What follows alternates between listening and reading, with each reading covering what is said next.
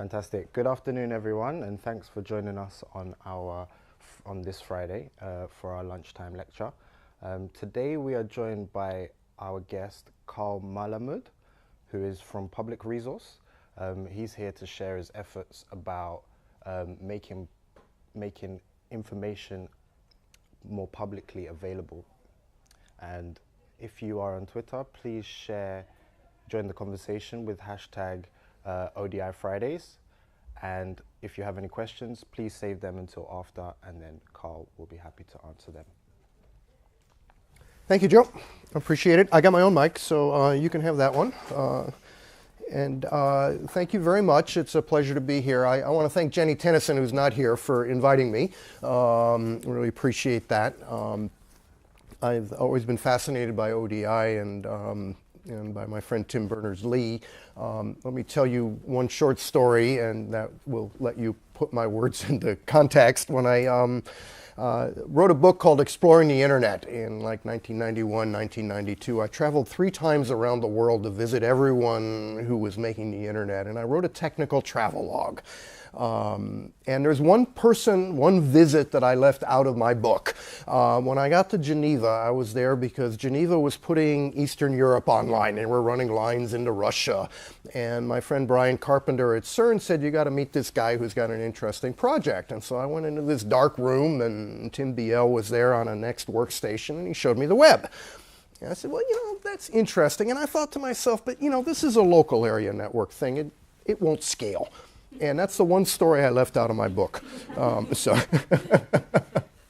I am in London, and I was in Dublin just for a day. I'm just here for a few days. I was here to visit Arcadia, which is an amazing foundation that funds public resources work. They've been doing some really pioneering work in open access.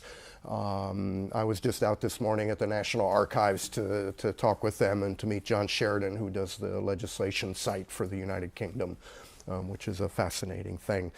So I want to talk about 2 things. I want to talk about edicts of government, the law, and about all human knowledge, and why that should be available for people. So edicts of government are the law, and there's a principle called the rule of law that you may have heard of, but let me go over that very briefly. There's a wonderful book by Lord Bingham called Rule of Law, which goes over these concepts if you want to know more. But the rule of law is enshrined in all democracies, and it's in the Amsterdam Treaty for the European Union. It's enshrined in the common law of the United Kingdom. And it says 3 things. It says that the laws will be written down ahead of time. We don't make it up as we go along. As John Adams said, we are a nation of laws, not of men. You write it down. The second principle is promulgation, that ignorance of the law is no excuse, that if you don't know what it is, you can't follow the law. And those 2 things are not by themselves enough to do rule of law, that's rule by law, because you can have a law that was written down ahead of time that everybody knows about that says men can practice this profession but women cannot, or people of color are not allowed to sit at lunch counters in Alabama. Right? So you can write it down, you can promulgate it, but if you really want rule of law, they must be laws of general applicability. The laws must apply to everyone. The laws must be general. And so that's a very important principle. As you will see, that ends up getting violated on numerous occasions. So I have spent 30 years putting government databases online. And in 2007, I started Public Resource, which is a US-based charity. We're certified by the IRS. And we did things like put, U.S. Court of Appeals online, and I worked with Larry Lessig from Harvard on that. We downloaded a bunch of court opinions from the PACER database. I worked with my friends Aaron Schwartz and Steve Schultz on that. Found numerous privacy violations in the way the courts were handling information. But the one kind of law that I noticed that was not available at all are technical public safety laws, like building codes and fire codes. So these are model codes that have the force of law. A fire code says things like if you run a school, you have to have proper egress in case of fire. There are technical safety laws that govern personal protective equipment in laboratories and in factories. If you're running a metal lathe that has metal shards coming up, there are technical requirements as to the kind of glasses that you can have online. There are hazmat transport technical safety laws that if you're going to transport uranium or gasoline on public roadways or railways, here is how you have to do it. Environmental laws, testing for lead in water, pesticides, which pesticides are allowed, how can you use pesticides, mechanical laws for safety of boilers. You may remember in reading about the early 1900s when boilers kept exploding in buildings and causing horrific fires. So all of these laws are based on things that actually happened, and public safety organizations and governments have enacted them, and these are binding laws. There are laws for toys and playgrounds. So for toys, for example, there is a toy safety law that says if you have a hole in your toy, it needs to be big enough that a finger can go in, or small enough that the finger can't go in, but it can't be the size where the finger goes in and gets stuck, right? And that's based on something real that actually happened. There's infant laws, and I'm going to talk about one of those in just a minute. So in the US, I had posted a whole bunch of these technical laws that are made by nonprofit organizations, and then they are incorporated by reference into the law of the land. And they weren't available. The California Building Code was $1,000. But remember the rule of law. The law must be available. In the US, the law has no copyright. There's no copyright on Supreme Court decisions. But despite that, there's this niche of technical law, which I consider some of our most important in our modern technical world. And so I started posting the US laws, and we got sued by 6 plaintiffs, 6 nonprofit organizations that says we have copyright over these laws. Vicious litigation.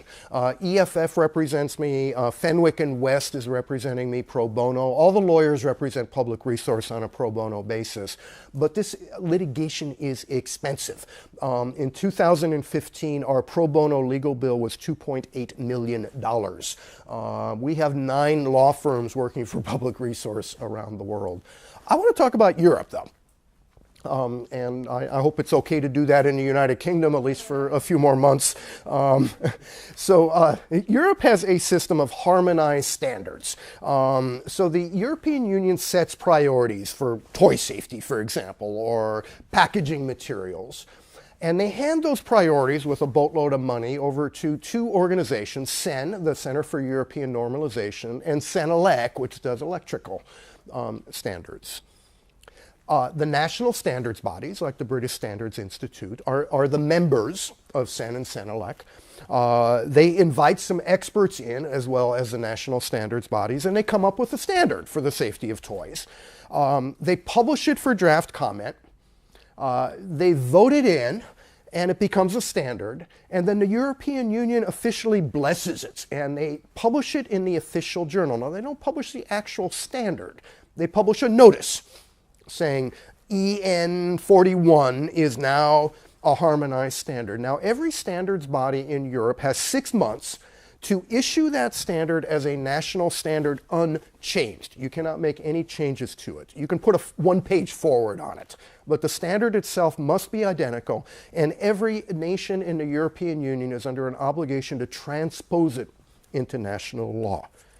Sounds like the law, doesn't it? There is a well-developed fiction that for some reason standards are private and they're voluntary and they're not compulsory. And in the course of looking at infant standards, I actually asked the consumer representative to this whole standards process, who used to work for a standards body as far as I can tell. And he said, no, ordinary people don't need to read these standards. The manufacturers need to read them, and besides, they're voluntary. And I'm like, how can they be voluntary? And he said, well, look, the law simply says you shall not kill babies. This standard is one way of not killing babies. If you do it that way, there is a presumption of conformity, but you can not kill babies any way you want as long as you prove that your way is safe. So you can either use the law, which is, of course, the baseline, or you can obviously come up with some other way of doing it. And the fiction is that this somehow makes the standards voluntary. I disagreed with that. I did two things. I took all the toy safety standards and transformed them into HTML5 with SVG graphics and MathML and accessible to the blind, and drafted a petition to Her Majesty's government that said, look, these are the law. Here's why they're the law. Here's why there's a long tradition of the law must be available. That went nowhere.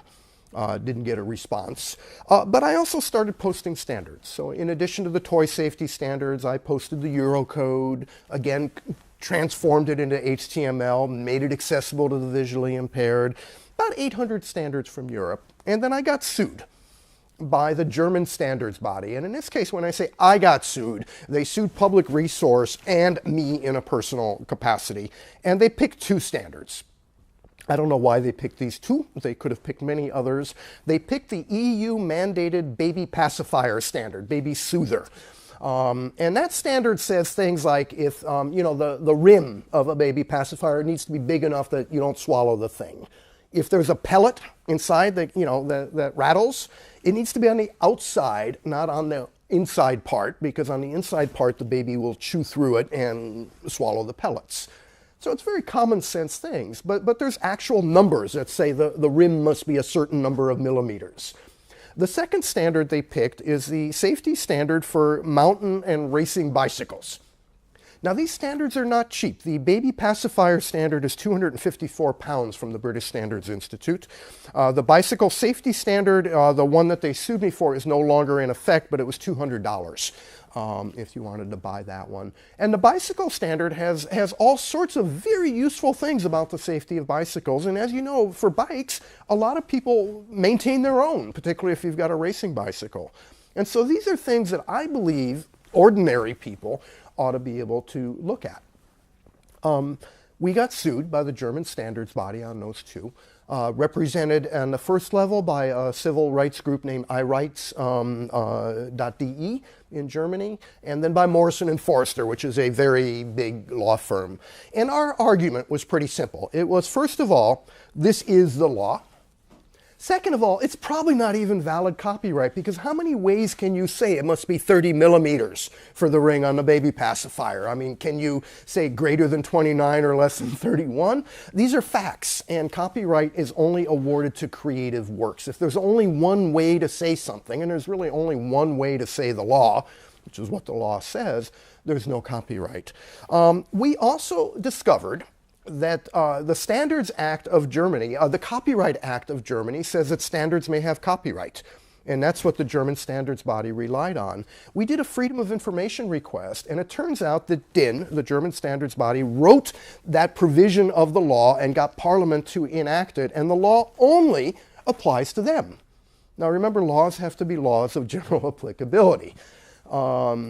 So that was our argument. Their argument was these are copyright and they need to be available, and besides we want the money. We have the exclusive right to sell this standard in Germany, and we were somehow hurting their revenue. Now, I don't believe that for a minute, but that was their argument. We also pointed to a decision. So the Irish Supreme Court was resolving a court case, which was James Elliott Construction versus Irish Asphalt. And they claimed that Irish Asphalt had not given them asphalt that conformed with the mandatory standards for asphalt. And the Irish Supreme Court kind of scratched its head for a while, and then they sent it up to the Court of Justice for the European Union for an advisory opinion. And they said, well, if these harmonized standards are noticed in the official journal, do they have the force of law? And the Court of Justice said yes. And we pointed that out to the German courts, and they ignored us. So I was convicted. There is now a permanent injunction, should I post the baby pacifier standard or the racing bicycle standard, 250,000 euro fine. And if I can't pay the fine, the way they phrased it is the person of the president shall be seized for administrative detention for a period of 1 to 2 years. So needless to say, I have not reposted that standard. But that James Elliott decision really bugged me, because it seemed to me the court had spoken about this.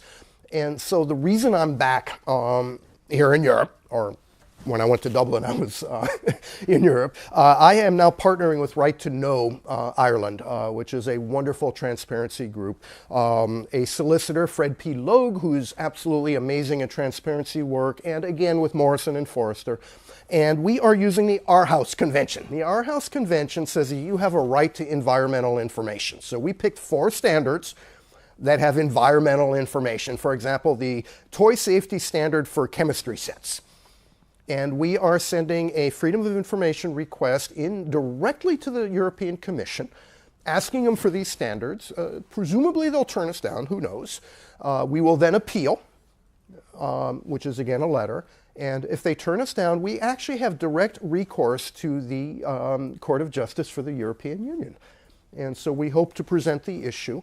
There's 2 things we want to resolve. One is that standards that are the law must be available not only to read on some bad website, but to copy and speak to inform your fellow citizens. And that the other is that the standards bodies, when they are acting in their official lawmaking capacity, are public authorities. And we are actually looking for other groups to join with us and send in similar letters, because we'd like to make this a pan-European thing if at all possible.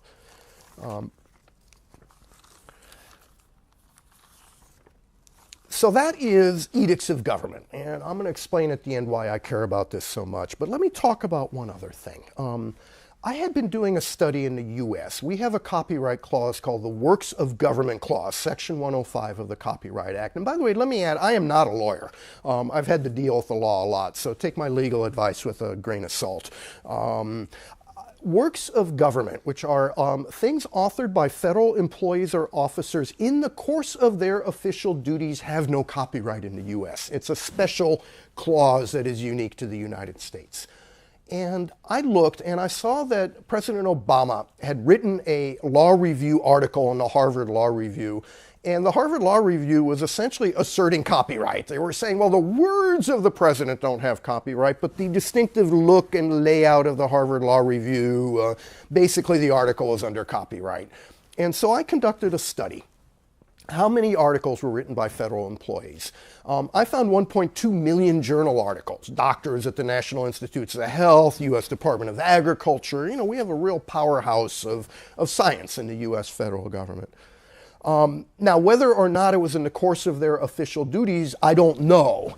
But we found that many or most of these articles had copyright assertions on them and were behind paywalls.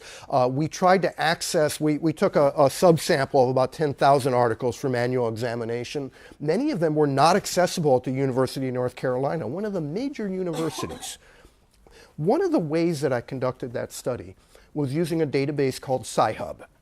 In the United States, using data for a non-commercial transformational purpose, in my case, looking for public domain articles, is legal. It's something that you're allowed to do. I had begun working in India a lot. I spend half my time there now. We are putting all the Indian standards online. I'm actually, we have presented a public interest litigation before the High Court of Delhi. We have oral argument on October 9th. We're helping put all the official gazettes of India online. We run the largest public digital library of Indian books in the world now, 400,000 books. But I had been looking at a court case. Delhi University has a copy shop on premises. And if you're a student, you can go there and your teacher will assign you a set of journal articles and you can buy a course pack for a reasonable amount of money. Pretty cheap by our standards, but you know, reasonable amount of money by Indian standards.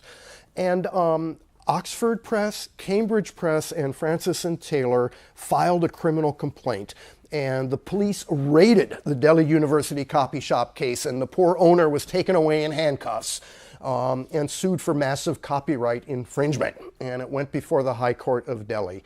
And 2 friends of mine intervened on behalf of the students and the teachers, and they pointed to the Indian Copyright Act, and they said there's an exception to copyright. When a teacher is providing a student materials in the course of instruction, copyright does not apply. Case was dismissed. That was not a copyright violation. It's an important precedent. You can copy journal articles for the course of education. And I looked at that, and it appeared to me that there had to be a way of making Sci-Hub available to the students of India. India is the second largest user of Sci-Hub in the world. China is the largest, but among the top 10, the United States and the United Kingdom, because students in regional schools and even in the major universities in the United Kingdom do not have access to the scientific journals they need to do their education or their research. There's one other thing that is not happening. Big data today is one of the most important emerging fields of computing. It is impossible to do big data, artificial intelligence, machine learning research on the full scholarly corpus, the 71.3 million journal articles that are in existence. And it seems to me that that's a moral crime, right? That the publishers are saying, no, we will not allow big data to happen on the corpus of science research. Now, Sci-Hub is under huge attack right now. There is a $15 million judgment out against Sci-Hub in the United States. The publishers are attacking as strongly as they can. But here's my point. The scholarly corpus, a lot of it is not under copyright, and it is being improperly kept inside of a paywall. The scholarly corpus is not available for big data research. And I think that's one of the big challenges of our time. One of the things I'm doing in India is talking to vice chancellors and science labs and professors and big data researchers and a lot of lawyers. And we're asking ourselves, how can we make all scientific journals available first for big data research, non-consumptive research, right? You're not actually reading them, but you're running computer programs. And later on, how can we make this data available to all the students of India who do not have access to the journals that they need in order to continue their education? This teaching exemption is enshrined in the Berne Convention. Many countries in the world have a teaching exemption in their copyright law. So why India? Well, India led the way. I mean, Gandhi did two things. He liberated India, but he also set the example for decolonizing the world. And it appears to me today that knowledge has become colonized, ironically enough, by quite a few British corporations. And in today's world, scientists are the indentured servants, right? You take your raw materials, journals are the new railways, you ship your raw materials over to England, and then you have to buy the high-priced finished goods, and you have no alternative in order to continue your farming. To me, Sci-Hub is a salt factory on the edge of the ocean of knowledge. It's an unlicensed salt factory, but it is no different than Gandhi walking to the ocean and saying salt is necessary for human life. I think knowledge is necessary for human life as well. And it appears that India, at least to me, is the place to change that. Now, you may ask, why do I care? Right? There are important problems in our world, like global warming and politicians who don't believe global warming exists. There is massive poverty. India has a food surplus and 200 million people dying of starvation. There are diseases all over the world, and there are pills that would cure those diseases that are being sold for thousands of dollars. And the question is, how do you change that? And I think the way you change that is an informed citizenry. In our system of government, in a democracy, we own our government. And so if you don't think that global warming is being properly addressed, we have to take control of that. I want to close by talking about a piece that John Adams wrote called The Dissertation on Canon and Feudal Law, and it's about why an informed citizenry is just so important. And let me quote from that. He said that rulers have tried to wrest from the populace the knowledge of their rights and wrongs and the power to assert the former or redress the latter. He said in a democracy, liberty cannot be preserved without a general knowledge among the people who have a right to knowledge. He said that the preservation of the means of knowledge among the lowest ranks is of more importance to the public than all of the property of all the rich men of the world. If we wish to make our democracy work, we must let every sluice of knowledge be opened and set a-flowing.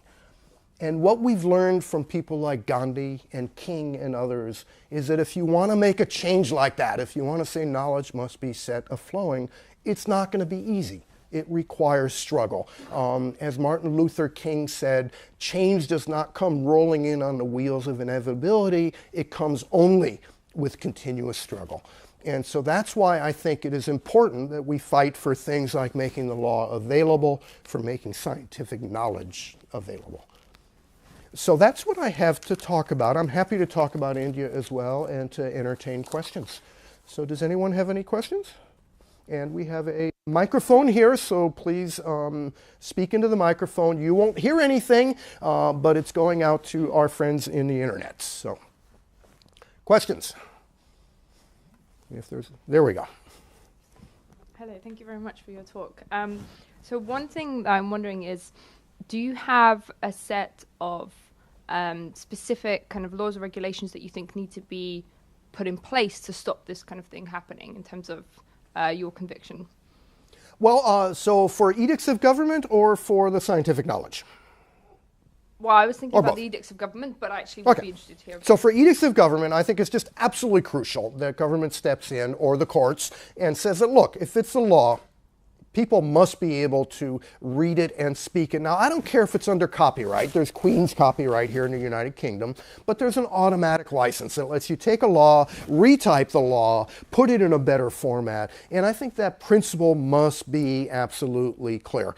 And that is something that needs to be done. With scientific knowledge, I think so I believe in the future open access is going to happen. If you look at what is it, Plan A, Plan S, that the funding agencies of the European Union have come up with, saying everything's got to be open access. Many of the professions are starting to do open access journals, but the back file is still there, and we have to stand on the shoulders of giants, right? We cannot do research without reading the back file.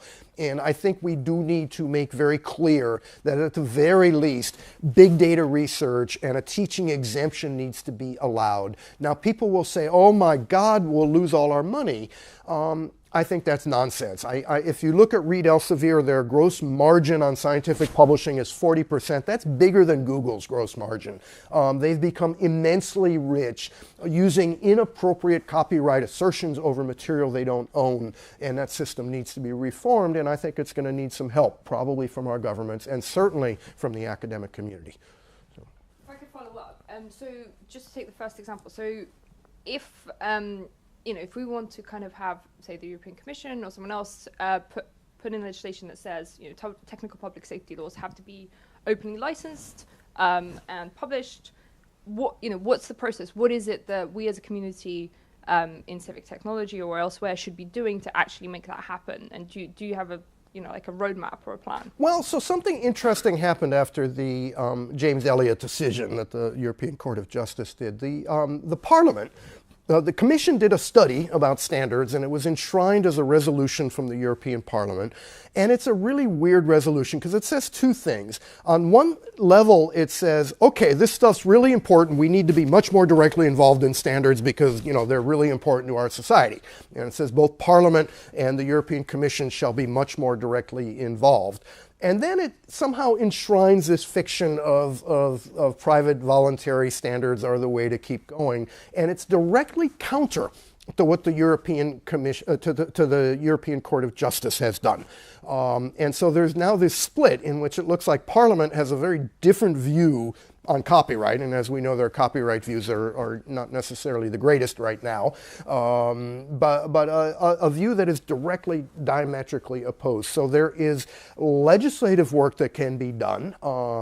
Again, I am looking for groups that can begin petitioning the governments and saying, I'd like the standards, but simply raising awareness with members of Parliament be very important.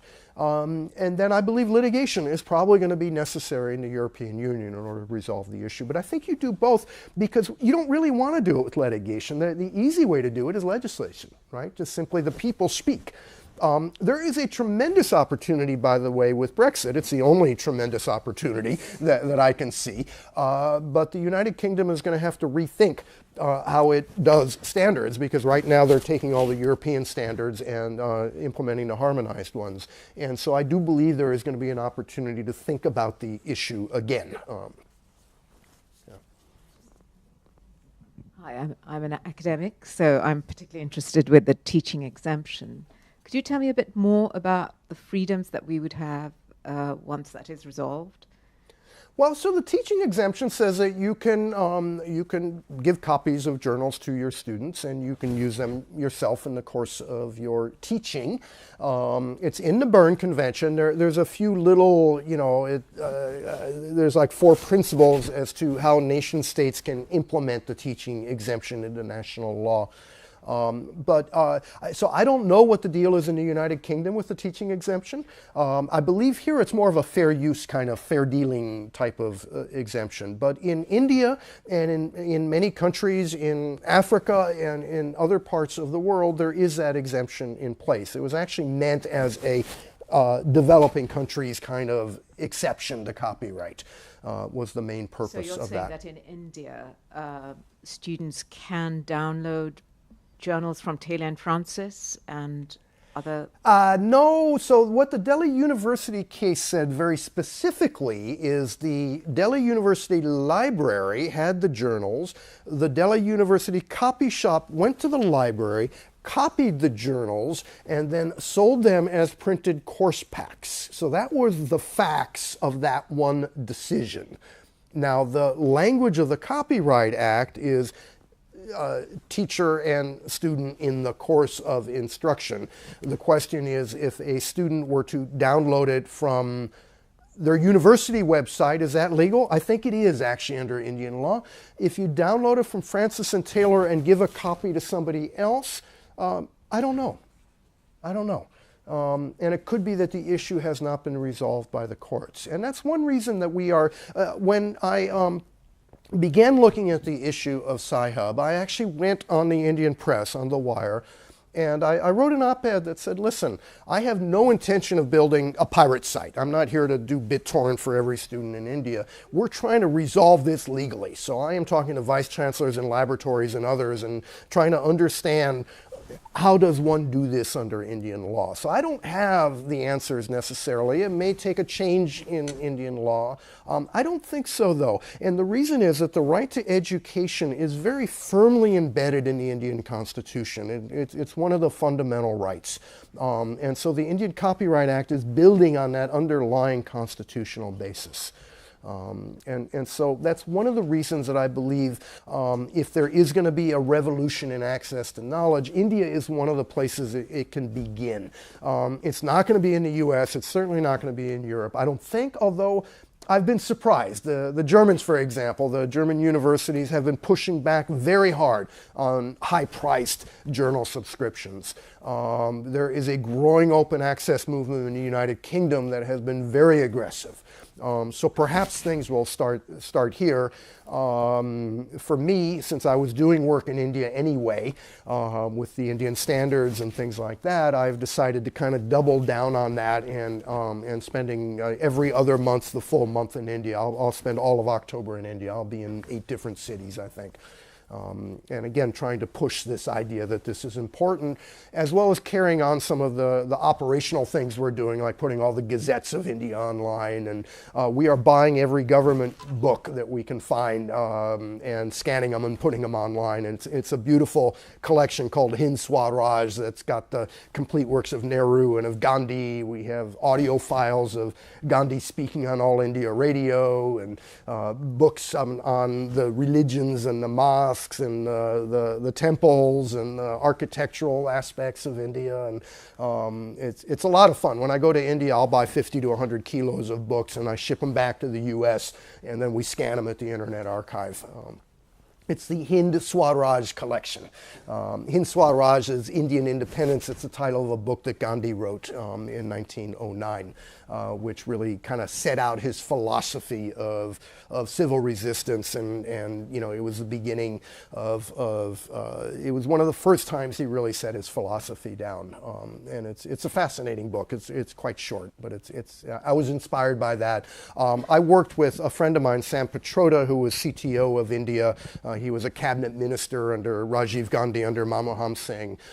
He put a telephone in every village in India. That was his claim to fame. And he and I co-authored a book called Code Swaraj. And the idea is you need to own your code. It's online, public.resource.org/Swaraj, SWARAJ, all lowercase. And you can download it for free. You can buy the paperback. I brought a copy here for Jenny Tennyson. So I don't have any easy answers for you, but again, it's a struggle. I think it's an important issue for our times. I think the great promise of our generation, every generation has things that they can do. Roads, railways, aviation. I think ours is universal access to human knowledge. I think it's the thing that we can accomplish. I don't know if we will, but I think it's the thing we need to strive for. The internet is in place now. It can be used for WhatsApp and fake news. It can be used to rig the United States elections. Can we use it to provide knowledge to all human beings, in particular students wishing to educate themselves?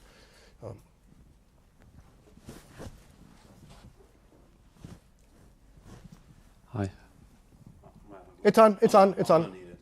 No, please, because you have to go on the internet. Hi, very fascinating talk. And do you see any positive change in society or in government, in U.S. government, compared to days of Aaron Swartz? Well, you mean lately with Donald Trump? No. Maybe in local governments, for instance, California or any... let's say progressive. Yes, there are some things happening. The courts are not making their information available, and that was the big fight that Aaron and I tried to do. And the courts reacted very poorly, called the FBI on us. They staked out Aaron's house. It was nuts.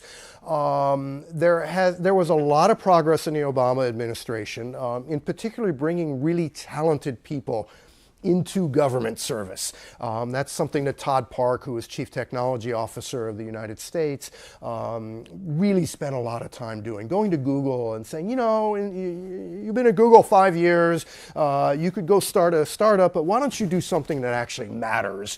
And then, a week later when a person's on the fence, it'd be, please hold on, and it would be Barack Obama on the line saying, would you please come to Washington and help me? And that's kind of hard to refuse. Jen Paulka started Code for America, which has had a very good effect on local governments, and in particular training people who then go into local government and make that their career. So there are some things that have been happening. On the other hand, we have an increasingly virulent copyright maximalist society out there trying to clamp down on knowledge as much as possible. And that's getting worse. People are trying to extend copyright terms. They're trying to make copyright stronger and stronger beyond the purpose of copyright, which of course was an act for the encouragement of learning, was the purpose of the original Copyright Act. The United States Copyright Act is meant to further human knowledge. It's not there to put money in the pocket. Money in the pocket is simply an incentive to make knowledge available to people. So I think our Copyright Act has gone in the wrong direction and is in dramatic need of reform at this point. So there's good things and bad things, but you can't have everything. You just got to keep trying. Question behind Sam? You've got everybody fired up. What should we all run out and do? What's that? What should we run out and do? Oh, well, that's always a hard one. I have a lot of people want to come in and they look at my fight to make standards available or journal articles and say, well, I'll just download a bunch and we'll slap them up on BitTorrent and I'll go to Reddit. That doesn't solve the problem. I don't think you can solve these fundamental issues with a weekend hackathon. And so I think the thing you got to do is you got to find one thing that really matters. And maybe it's just open source. Maybe you are developing software that does something that's important, but maybe you pick an area of knowledge that you think is important and work on it. And one of the things I've found is that if you're doing something big or important, it's going to take 10 years. It took me 10 years to get the US patent database up. We took 3 runs at the thing, and it just took forever to get the government to like get it together on that. The fight to put building codes online, I've been doing this since 2007. And so you got to pick something that other people aren't doing and just make that your obsession. And that's the big thing you can do. The other thing you can do is join a group, you know, like an open source operation or the open rights group, and begin working with your colleagues to do something with them. And so those are 2 ways to be actively involved. But the people that really make a dramatic difference are the ones that find something that isn't being done. My friend Sushant Sinha in India has a PhD in computer science from University of Michigan, was working at Yahoo India, and wanted to do something to give back to his country. And he had seen some of the work I was doing and others were doing, and he noticed that the Indian court cases were not online. And so he started Indian Canoe. He just scraped all the court cases. I mean, they were there, but they were on websites and they were like inaccessible and they weren't indexed and they were in bad formats. And he built Indian Canoe, which is just an amazing site that's got like all the court cases of India, and it's a beautiful search engine because that's what he got his PhD in. He ended up quitting his job at Yahoo, which was, I'm sure, very well paid, and now he does Indian Canoe full time. And I'm very pleased to work directly with him.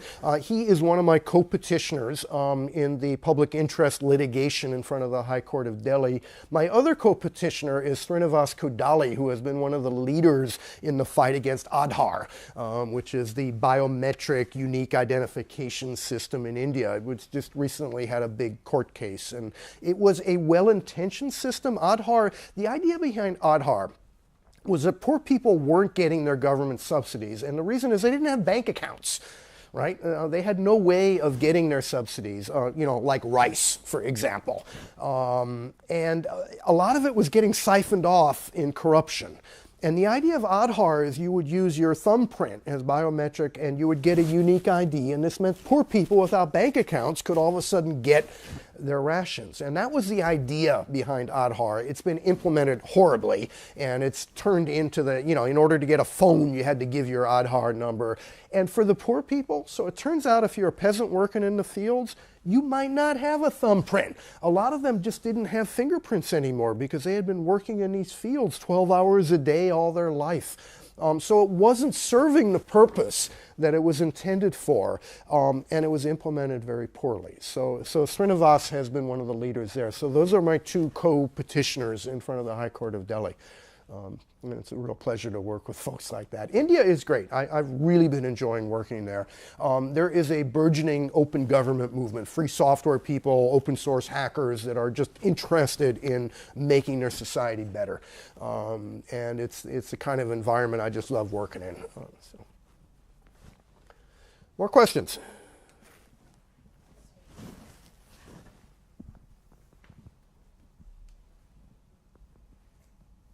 Thank you. I've got some questions from Twitter.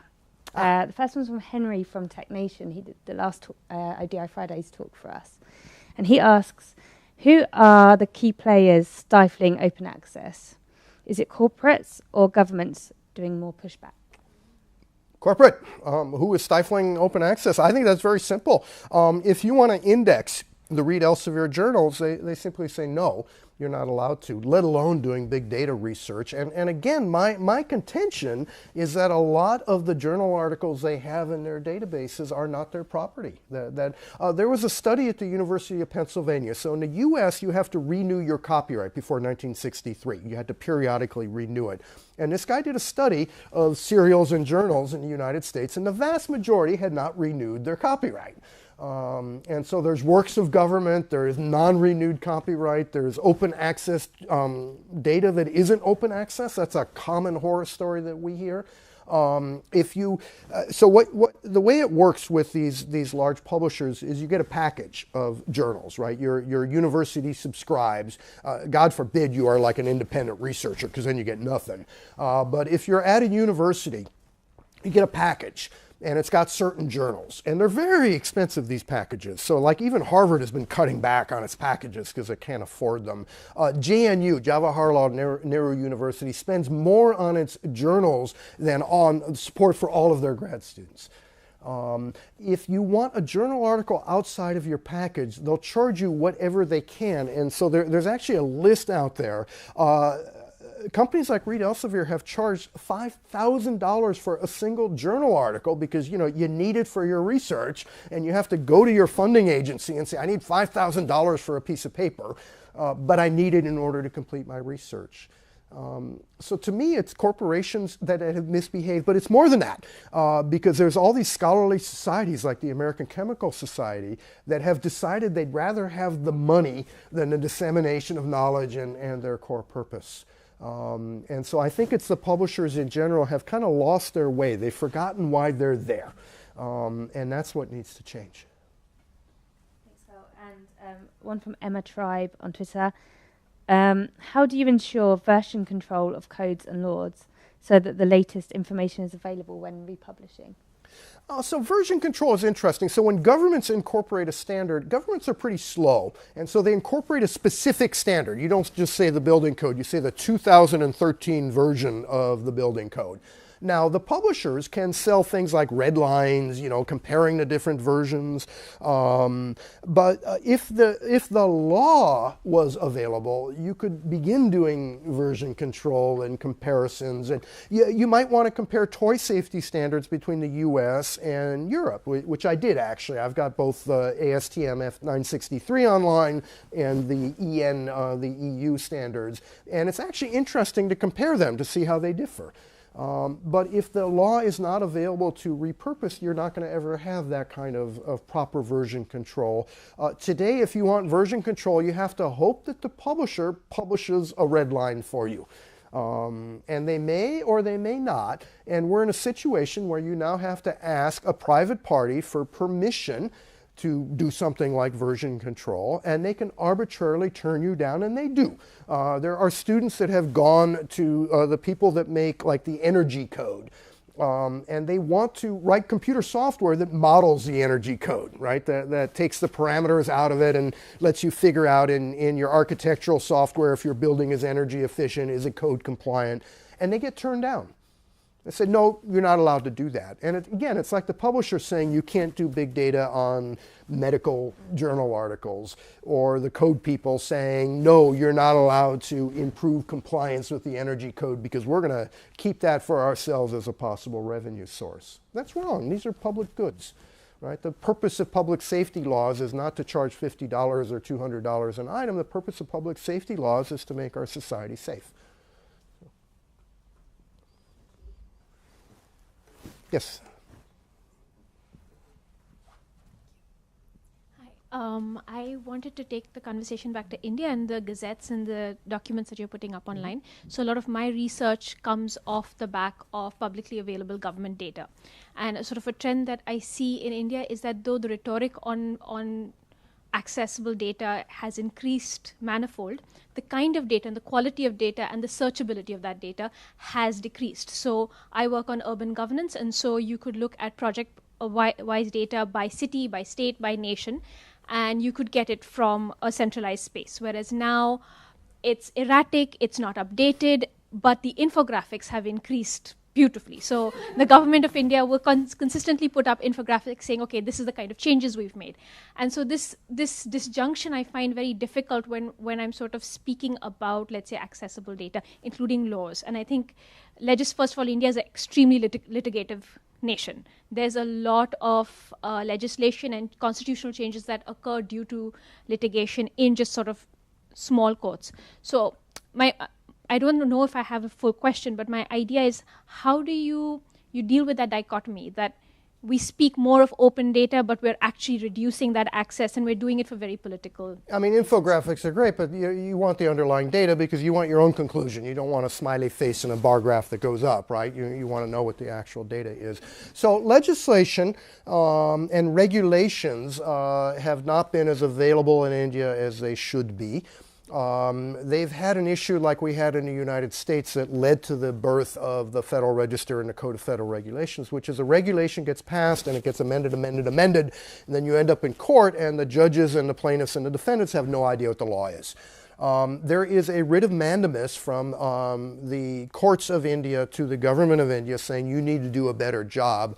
There is an emerging system they're putting online. It's not very good.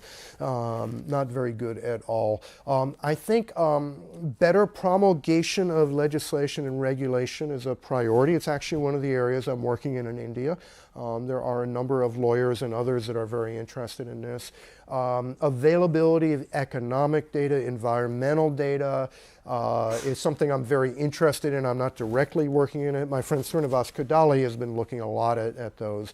I think a lot of that is getting people on the ground, citizens, people with technical skills, pointing that out and attempting to do something about it. Because, you know, some people are reasonable. Many of these secretaries in these ministries really do want to do the right thing.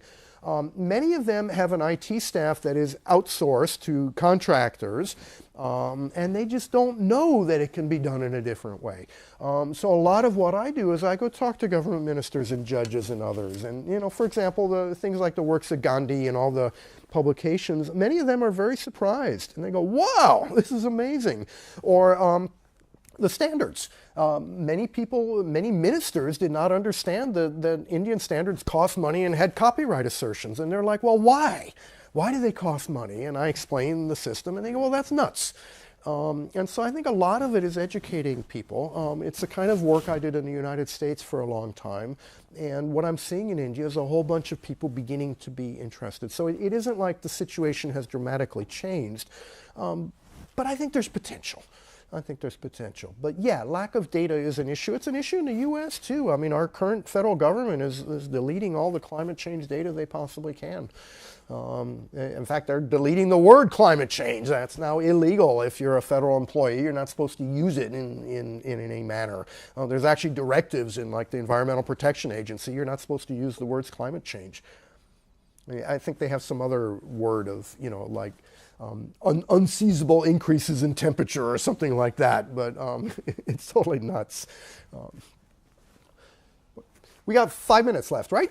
So one more question, and then we will close. Or no more questions, and then we will close. Then I can colonize the space and bring it back to India again. Why did you Microphone. Sorry. Why did you choose the gazettes? Like I think that the gazettes are very important because they tell you the everyday of governance. Yeah. But it's interesting. I just want to know the gazette, and is there anything else that you're looking at sort of building up on in the government? So in the government, I am looking at works of government, the books, the gazettes, because those are the official newspaper of government, both at the federal and the state level. If you have a regulation that's in there, the municipal codes are in there, procurement is in there. There's a whole bunch of different things. We have the Public Library of India, 400,000 books. And we're looking at scientific data. So those are the areas I'm working in. On the other hand, there's many other people doing many other important things in India as well. I try to focus on very specific projects. So I don't do general purpose advocacy.